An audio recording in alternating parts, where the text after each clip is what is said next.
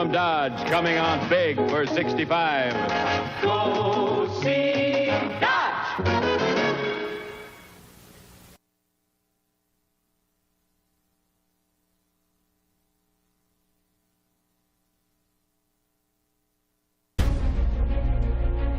Racing. It is in our blood. It is our passion. It is the ultimate test of our engineering and manufacturing capability. It makes us better. It makes us stronger. It gives us focus. For over 20 years, we've applied our racing experience and passion for motorsports towards building wheels that can withstand the extreme demands of sports car racing. With an unwavering commitment to strength, safety, and performance, we give each driver the confidence to push their limits and go beyond. That same race-winning technology is built into every wheel we manufacture, for the track as well as the open road. Forge Line. We have earned our place on the world's fastest performance cars.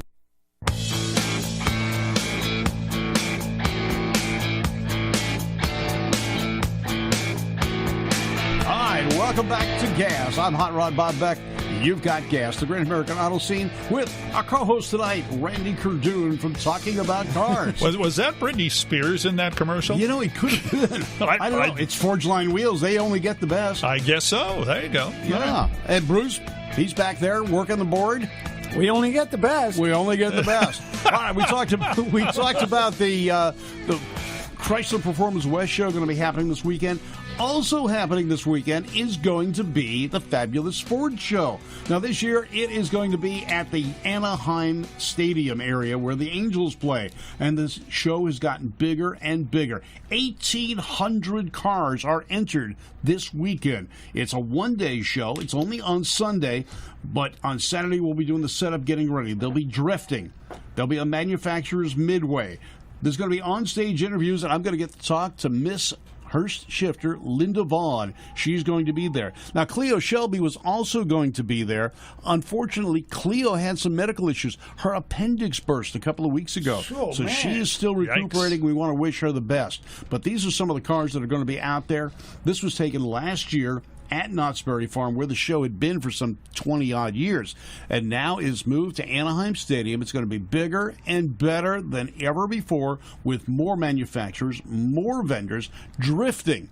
We'll be doing on stage, Stacy B and myself. Now, that is a Lola that was the forerunner to the Ford GT. Alan Grant, who Randy and I have interviewed, owns that car, and it's the only one of its kind. It was the prototype that the Ford GT chassis was built from. Wow. And Lola did the chassis in Great Britain. Its automatic Mustang you just saw, John Calvert's car, stock eliminator champion. He is the first one he actually won with a Cobra Jet on the 20th anniversary or 30th anniversary of the original introduction of the Cobra Jet with the new Cobra Jet. How about a Model T with an original 1915 license plate? Yes. Ford's display is going to be there. Mustangs and more. You name it, it will be there. If Ford built it, it's going to show up.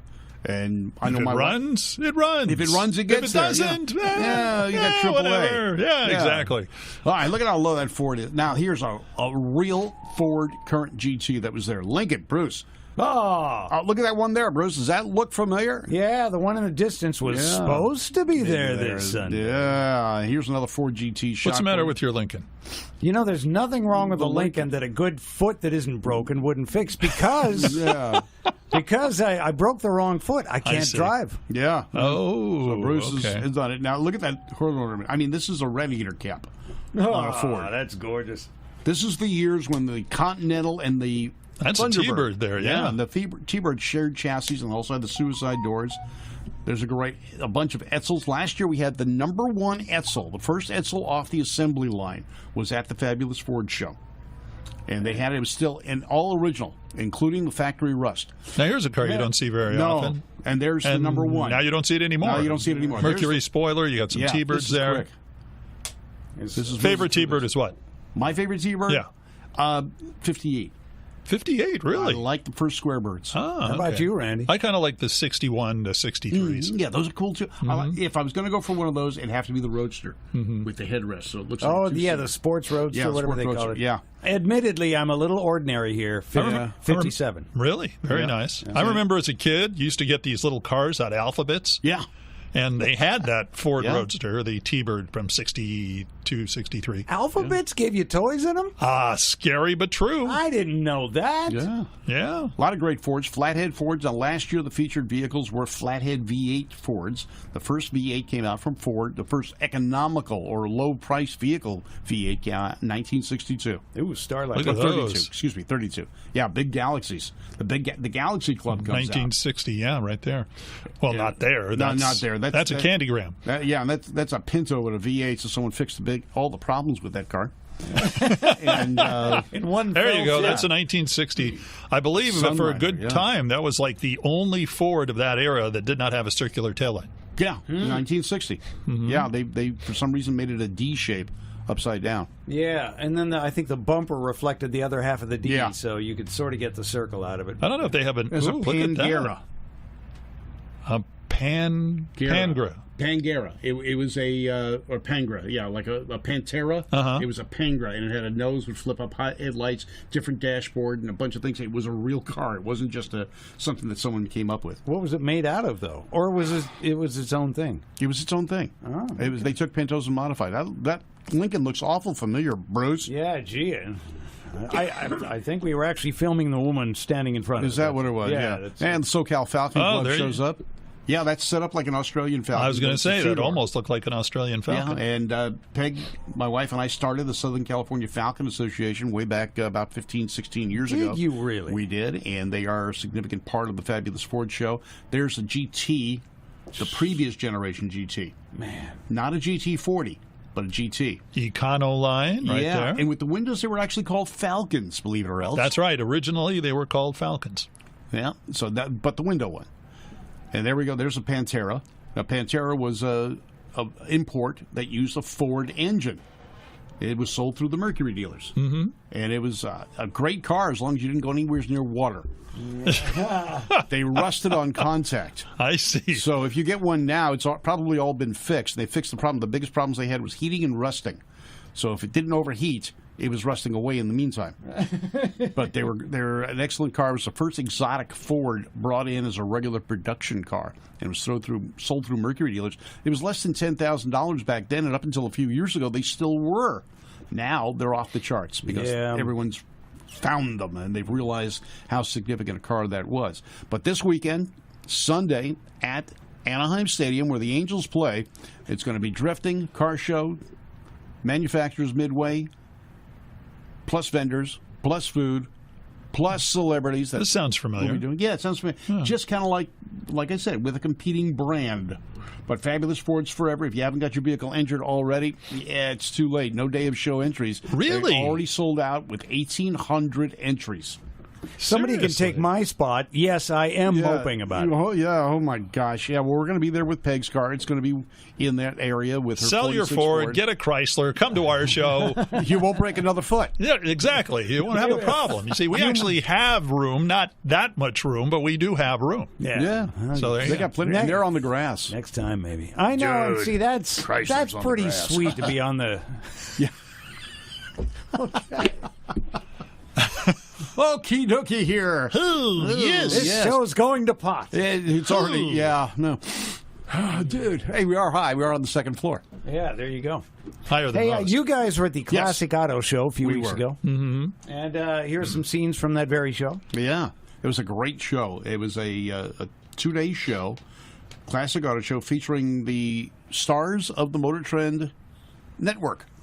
And in case you were missing some of the ones that Bob put on his Bob Beck Facebook page, we understand through our good friends at Facebook that some of those might still be there, but maybe not. No, because apparently Facebook's starting to drop things incoherently. Yeah.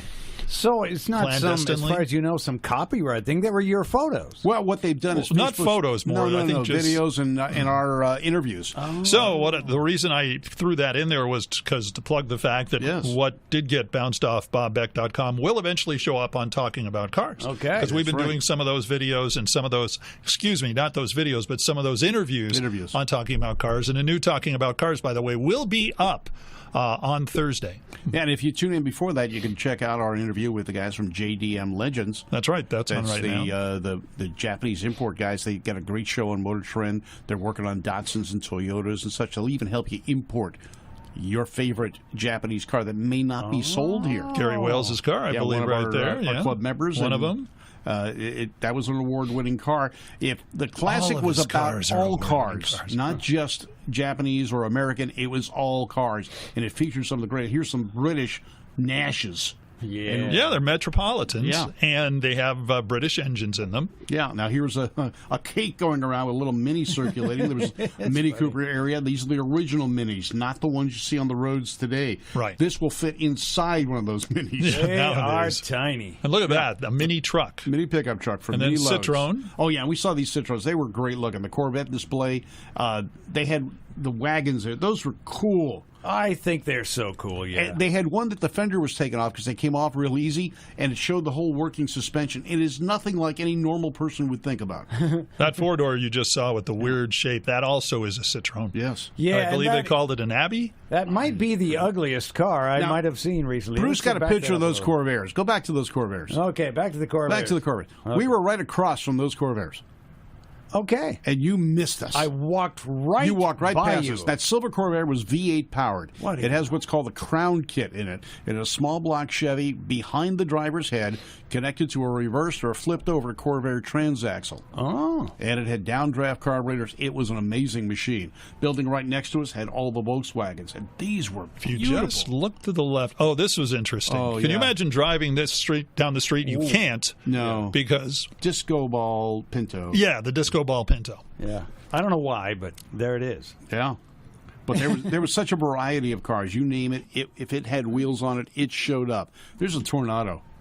Front-wheel drive. Then we talked about Plymouth. There's the Fury. There's the Fury, the gold and white. Yeah, Corvair Club was there in force. We pulled in with this guy. This was the outside display. Not only was it inside the buildings, it was also outside, and there were lots of vehicles. There was a hand-painted Avante. Now, this is the other thing we looked at there. You know, we saw these at the Barrett Jackson auctions a while ago. Yeah, they had these are actual lights. Yeah. That you can put, on your desk or anything like that. So. I wonder if anybody has shopped for one of these lights and said, I need all this chrome and everything, because, they're the car part. Yeah. So it's like, I'll take that Mustang lamp up there on the top It's got to be cheaper than having it all redone, it don't you think? It is. It's cheaper for the lamp than it is for the part. Yeah. But they had some great stuff there. Some hand-built, some specialty cars. A Tucker, a real Tucker. I could not believe that there was a Tucker there. Yeah, and this was a great show. And you've got to do it. It's been at the L.A. Convention Center for the previous 2 years. This year it was at the Orange County Fairgrounds. A lot bigger, a lot easier to get into, and a lot more to see. We talked about some of the cars. That's Adam Carolla's collection. And then there was the graveyard cars there in the corner. Adam Carolla, from many of you may know him from the Men's Show, and he does a whole series of videos. He just did Winning, a story about Paul Newman's racing career, and that was actually Paul Newman's Triumph TR6 that he used to race. And he was the fastest guy in a Triumph. Won the regionals, and that's what got him the seat in the factory Datsun cars. How about that? But there was an amazing array of vehicles. You name it, trucks, cars, sports cars, hand-builts, kit cars. You name it. If it was ever produced on wheels, it was there. Or modified. Or modified. Yeah. A lot of Studebaker truck there. Yeah, a good portion of the vehicles were modified. California hot rodding is king. What's your opinion of this venue as opposed to the? You mentioned this is a lot bigger. Is it more convenient? It's a lot more convenient. Yeah, it's a lot less expensive. You haven't got a $25 a day parking fee like you did at the convention center in LA. Yes. The downside, and the only downside I can see, is weather is always iffy. Yeah. We got lucky this year. We got lucky. We had beautiful weather. Interesting, because the first 2 years, I believe it was at the downtown convention center, we had rain. We did. And then, of course, this year they had it at Orange County Fairgrounds. We didn't have rain. No, weather was perfect. Exactly. So if it doesn't have rain, if it does rain in the future, then you have some problems. But overall, this one started off great. This one was great. Bruce, do we have another commercial or something we can Yes, sir, we do. Please do that, and then we're